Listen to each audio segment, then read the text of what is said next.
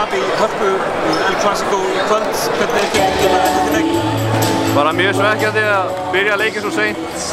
Við leyfum þeim að gera sem við vildi í fyrri hálfleik og komum okkur í stóra hólu til þess að enda þeim á þeirra heimavelli. Það er svona messu í seinni hálfleikum sem virka fyrir ykkur. Spurning með að byrja þessi krafti fyrir leikinn.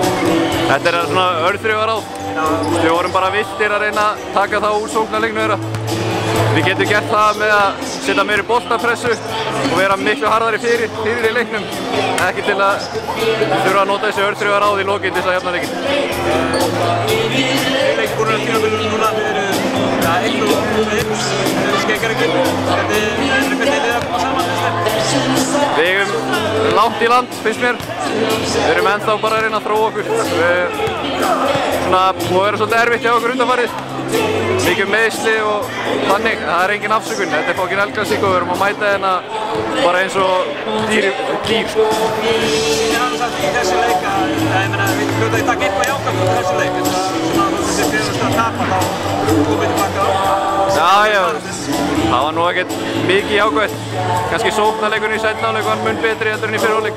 Og opnum miklu meira fyrir skotmenn og svona í seinni hálfleik.